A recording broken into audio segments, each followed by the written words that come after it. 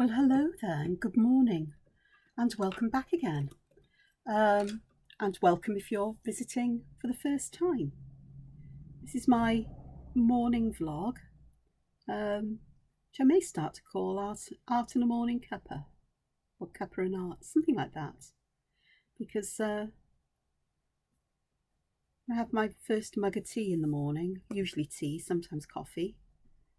I do like to just spend some time doing some art, working on my hand-eye coordination, so that when it comes to doing art for my job, then I've woken my artistic senses up, I suppose, or my artistic sensibilities and muscles and so on. I started showing this yesterday, this particular drawing, and I said that I'd be carrying on doing this in a series of I don't know how many morning vlogs. Because today I'm quite eager to get on with colouring in the last template that needs to be coloured for the Whimsical Cats book. So that project's then done, and then I can turn my attention properly then to the cover for the next book, which I will need to get done by the end of November. So the covers always need to be done well in advance of the rest of the work, because the book is often promoted long before the actual templates are done. So the publishing industry is an interesting beast like that, is that I'm working months and months in advance. The actual work being done. So it's always an interesting kind of experience to be involved in, I suppose. And I know it frustrates people who love my work that they have to wait so long for books to come out. But I am hoping to get a couple of books done and self-published, because there are books that my publishers don't seem to want me to do. So, for example, mandalas. As they say, there's too many mandalas out there. And I go, yes, but I do mandalas in my own way and style. And they go, still too many mandalas out there. And I go, but all the people tell me they'd like one. Yes, but. So I can only do what the publishers want in terms of that. We do have a plan for the book after the one I need to start work on already, so there's a theme for that one. So that will be started next year. And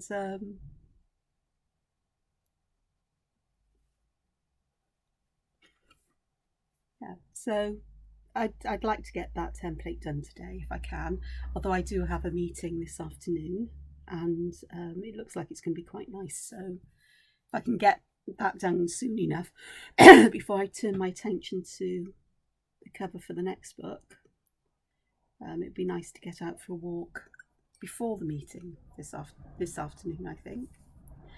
Now, I said that yesterday. I said this area here with the green fronds coming out, I wanted to put the red and orange there, and this morning I instinctively did exactly that. Okie dokes, let's have a look. This is indigo, and I'm just going to add it here because the darker colours I'm going to put underneath to help bring out layers and shadow. But I would like to add some more of this ultramarine. I was saying yesterday I'm going to try and be sparing with these colours. I'm not going to guarantee it will be, because I do love these colours so much. But let's just see how it goes, is it? Apologise for any clicking sounds, it's me just washing my brush. And outside the world is coming to life because it's about 8:30 in the morning. I actually slept really well last night, which is a good thing. I did wake up in the middle of the night, overly hot, which is surprising considering it's not that mild. And I got back off to sleep again fairly soon, but it took me about an hour. And slept through then till nearly 8 o'clock, well after 7 anyway. So that's a good thing.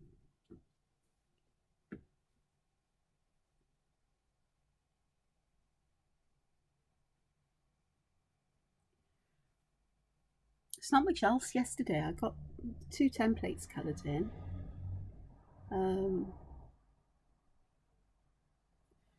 This last one is going to be a bit of a potchy one for me. It's shall see how it goes. That's all I can do, and work it out from there and take it from there.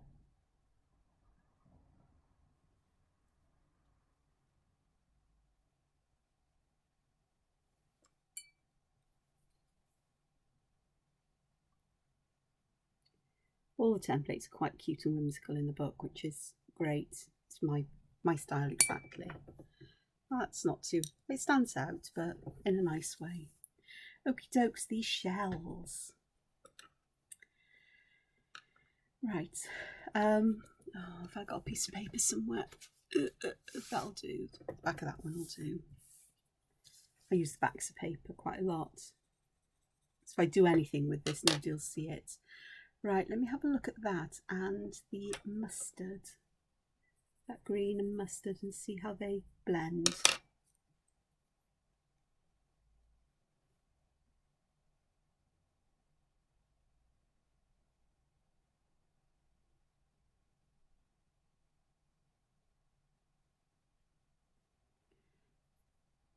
I think they actually work nicely together, don't they? Yeah, so I like to try things first before I throw myself wholeheartedly. I'm going to sneeze, excuse me. God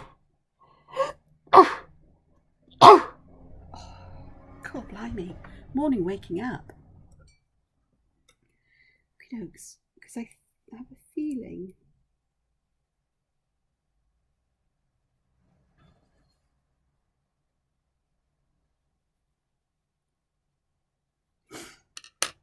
I'm going to add a little bit of blue right in the centre there, because I think that will work quite nicely. Where's the amber? Is there? So, not amber, mustard. The amber's a funny colour in Inktense.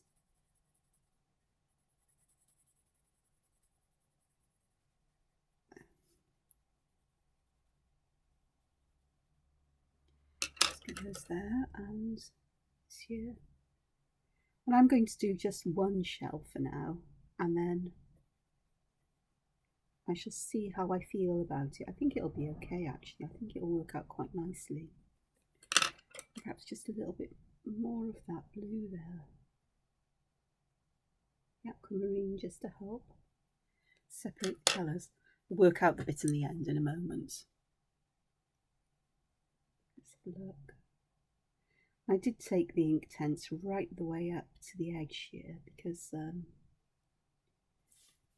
going to push and move the colour with water back to further down towards where I've added more and more, so I get that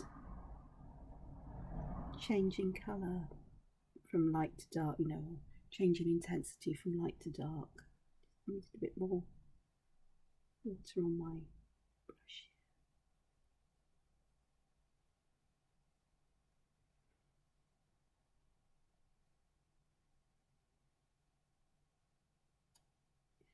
That's actually worked that's really pretty. I'm really impressed with myself there. Okie dokes. Well, I think that bit on the end may just need to have some green, a hint of mustard, because I think that would look quite nice. That's worked nicely. And there's a bit there which I can just colour in with what's on the brush, I think. Actually, yes, just get a bit there. Blue in there. Be fine. That's worked out really, really lovely, I have to say that. So the other one, I've only got 2. Oh, I'm gutted. Doesn't matter. This one has got these patterns of bands, but I've got a sneaky suspicion that I may want to come back and add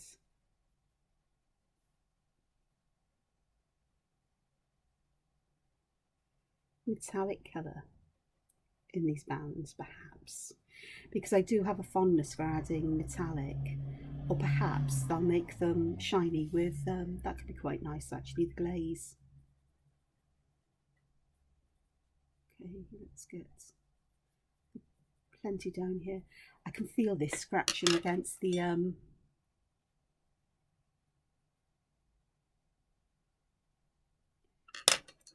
ink that's down. I'm going to overlap the colours a bit because that will help with the blending as well. This is really rather nice, even if I say so myself.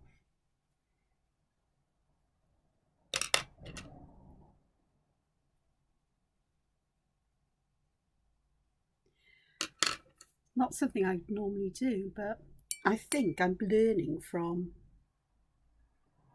digital art, because this is kind of how I would work, only kind of, not exactly the same, but the idea of blending one colour into another, I suppose, or one shade into another, is something that I do a lot when I work digitally, though I tend to work fairly monochrome. I'm getting braver mixing colours, using different colours together, but it's quite hard for me to get out of that habit of working just monochrome, I think.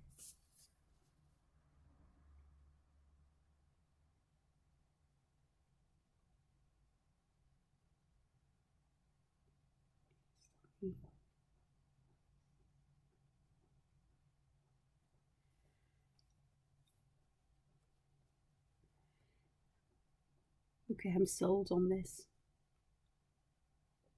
I'm chuffed to bits with that, with those shells.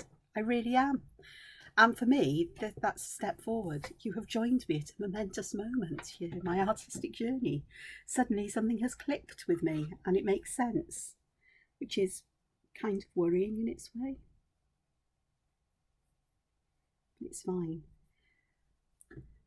It's all fine and good. And it will all work out just fine and good. You can see I'm now doing this here. I'm using that green and that yellow because I think it will play nicely with, oops, with those blues that are there. All I can hope is that I learn my lessons from doing this and apply them in the future now. So I think that has worked, hasn't it? Those shells are just gorgeous. I'm almost tempted to go, right, that's it, I've done enough colouring, and just leave it, because I am aware that I am going to need to be just a little bit on the cautious side here. These I do want green, but I suspect it's going to be hints of yellow at the tip and more green towards the bottom, because they do kind of look like little leafy spears, and spears being the operative word because the ends do look like spear tips or arrowheads.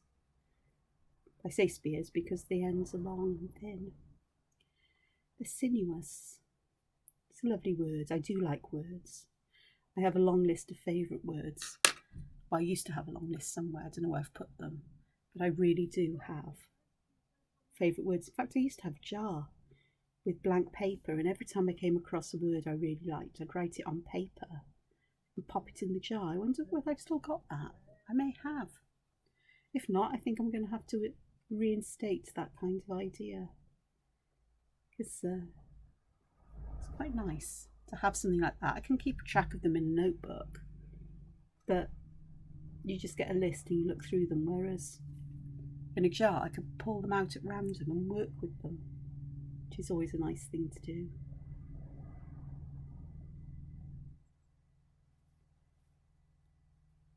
Don't often incorporate words into my art. I have been known to. I go through phases where I do. And I even experimented a year ago with typographic art, using words and lettering to create portraits. Portraits aren't my thing, but then I tried it with an abstract pattern from an ammonite, and that actually worked nicely, sort of. But I didn't really work all that hard, work with it enough to be able to say, yep, that's what I really like. I just keep looking at those shells and I just think, oh, they're lovely. I do need another green. So, because I do need another green. So I've got the spring green. Here's my colour. So that's spring green. But I'm looking for, the olive is too icky. Felt green's quite, the hooker's green could be quite nice. So let me look for those two. The iron green, which is up here, is also lovely, and I know I've got that one there. Let's have a look for, there's felt green, and then I'm looking for hookers. Felt, Ionian, don't want Ionian. Hookers, there we go. Right, back of paper again. Let's try some combinations here. Try the hookers green and the spring green.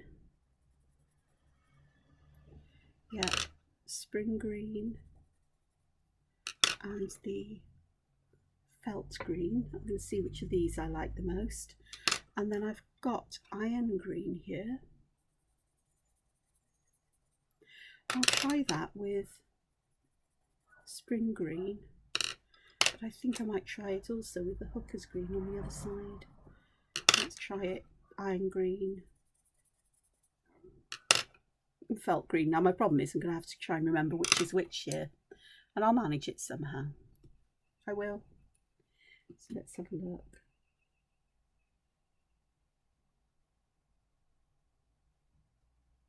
There's the spring green into the hooker's green. Spring green into the felt green. The felt green is a little bit lighter in shade. Ooh, that's way too much water. Spring green into iron green and into the hooker's green. That iron green is an interesting colour. I hope I did pick up iron green. I did.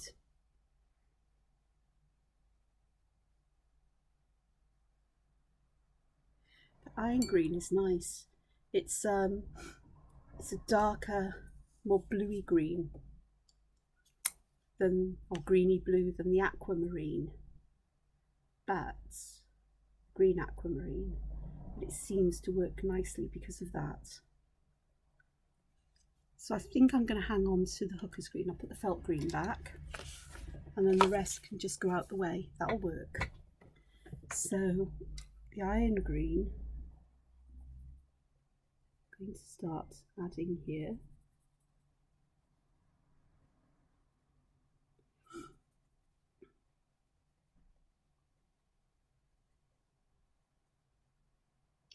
Nice thing about doing abstract art, because this is abstract in that it's not representative of anything in reality, I suppose.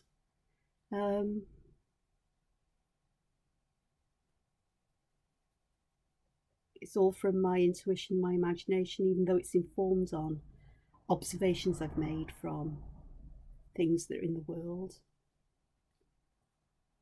I suppose. Because it's not something that is real, then I can choose to add colour however I wish and in whatever colour combinations. And that frees me up from drawing, painting from real objects, because I really struggle with this idea of colour.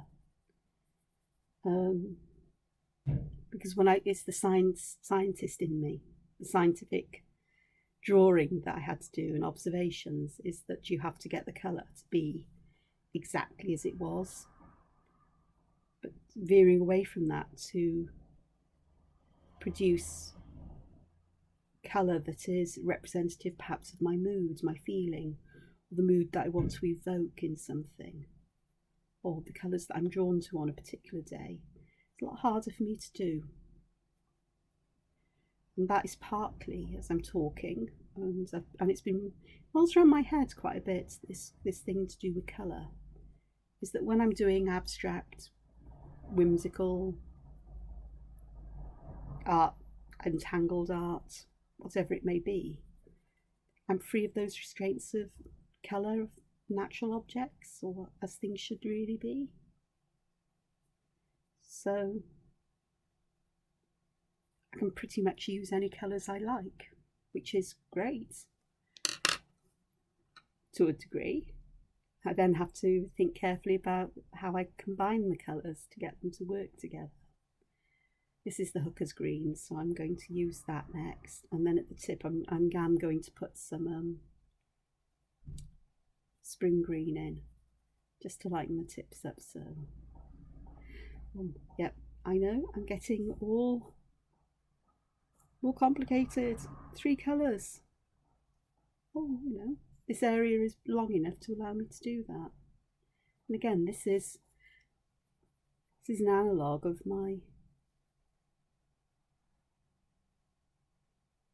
how I add colour to work digitally. It's often using different shades of the same colour and blending them one to another. It's not quite how I work digitally, because I make use of things like multiply and linear burn and so on to change the shades of colours, which fascinates me endlessly.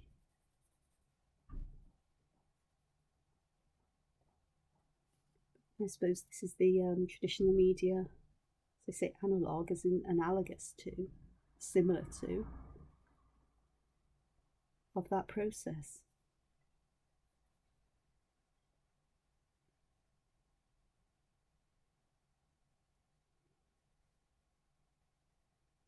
Kind of. Let's have a look and see how this works. Yep, right. Yep, back to spring green. I'm not going to use the mustard at the tip, I don't think. Just going to go for green. Of course, this will be really useful in other areas. Hopefully this will work. Even as I'm talking and I'm listening to myself, I can hear how uncertain I am in the process of adding colour. I think my confidence has been shaken many times, colour, but then, as I was talking about not making things representative, I'm mindful of other work that I've done that, you know, hangs around me that is abstract, but where the colour is a reflection of the mood and the feeling of things. So my oil paintings, the only 3 oil paintings I've ever done, and the only 3 oil paintings I'll ever do, of abstractions, patterns abstracted from steam and diesel locomotives and Romanesque architecture. Colours I chose to paint these patterns in were definitely not representative of these things, but more of the mood or the feeling that I wanted to convey. So for the Romanesque sculpture, whenever I visit a Romanesque church or abbey, priory, whatever it may be, cathedral, then I get a sense of peace and stillness and calm and introspection. And the blues that I chose represent that to me, that's calmness and stillness. And even though they're the cool blues, you know, because these places are often really cool and cold, especially in the winter, so it fits nicely. And the particular Romanesque sculpture that I chose for, I took the abstracts from, was actually at, oh, not Tewkesbury. Do you know, I can't remember the name of the place, but I stopped there on a bitterly cold winter day. Very quickly, I was on my way for a weekend away in the Cotswolds, and I went early. The head of the school was fantastic. He said, "You're free, off you go. I know you're going to do art, okay." And so I visited this church abbey. Church is still standing, even though the abbey's gone. And I spent some time taking photographs there. I didn't draw, and it was bitterly cold inside. And they had a lovely collection of medieval manuscripts there in cases. These are things that I really do enjoy looking at as well. I love the artistry of them, and the humour as well in the marginals.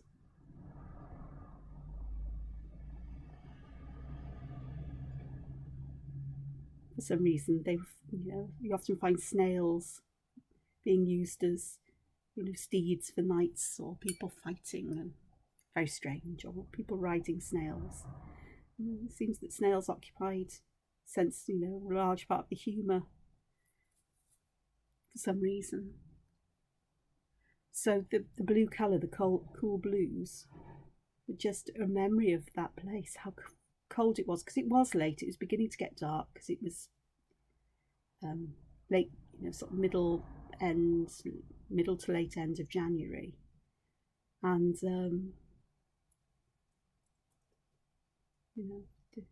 I can remember getting back on the school on the Monday, and Head said, "Good visit? Yes. Want to see what you're doing?" I regularly used to borrow my sketchbooks to take home to show his wife, because they were so interested in what I was up to. I think it confounds people that a scientist becomes an artist, or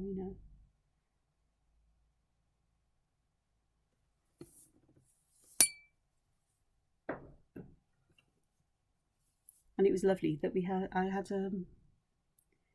had a head teacher, in charge of the school I taught in, who took an interest and encouraged staff to develop in this way. Not just him, there was a deputy head who did as well, or a couple of them, which is great. So I was really lucky, because they were instrumental in this journey that I'm on.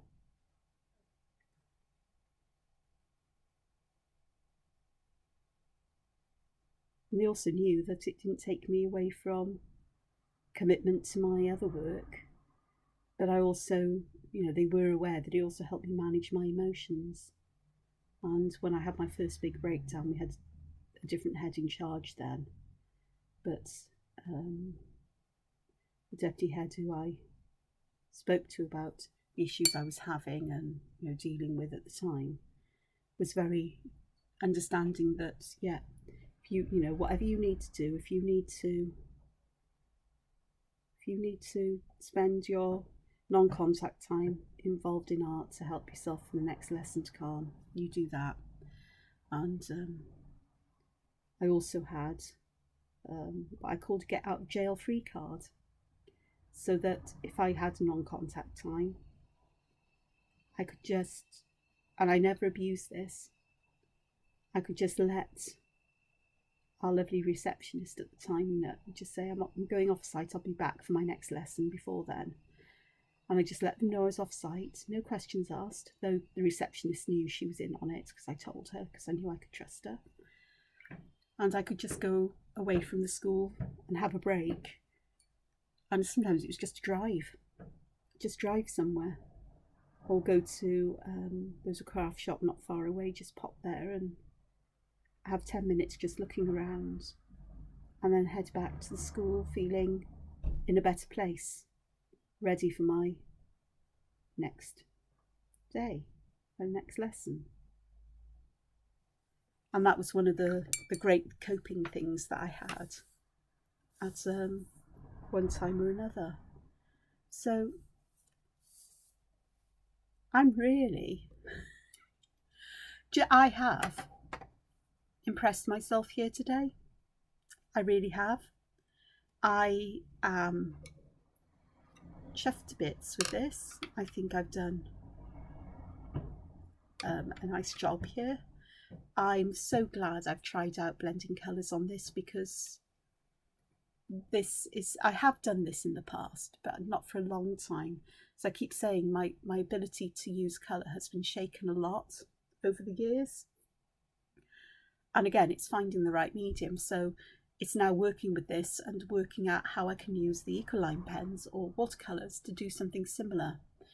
But who knows, it may be that I find that was you know, a dead end road for me down the end, whereas this may be the right kind of thing. The beauty of using things like the Inktense pencils or water soluble pencils is that I can determine where the colour goes down, how much I put down, and how I blend it.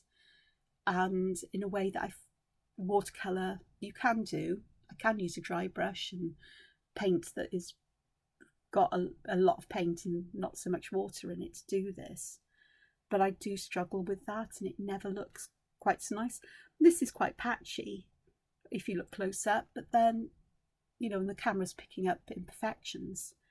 But I really like what's going on here. And again, although I've got quite a few colours here,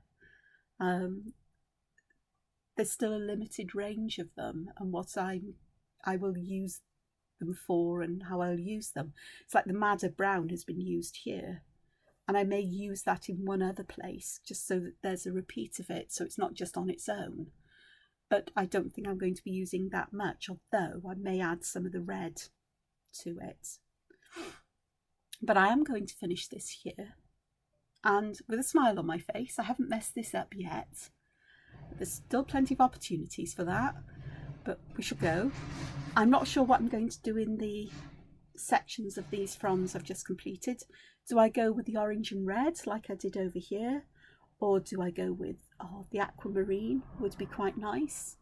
Aquamarine and the pale green would be really nice, because they really do blend, you know, nicely, like in the centres of the snails and here. Or do I choose red? Red and orange would actually be quite nice. I've said red and orange, which is there. Be quite nice. But I don't know. You can always leave me a comment about what you think would be a good idea. I'll come back to it tomorrow anyway. So that's my morning art, and my cuppa is still there. It'd be cool enough now for me to enjoy, and I can get myself sorted and onto the digital art I need to do today. So thank you once again for joining me. Thank you if it's your first visit. I hope to see you all back here again as you see this begin to grow and to develop and hopefully turn into something really nice. These are begging for a glaze pen to give them that bit of a lift and shine. Yeah, I can see this happening. You do know this, but yeah. So anyway, take care and be safe, be well, and be creative. Bye-bye for now.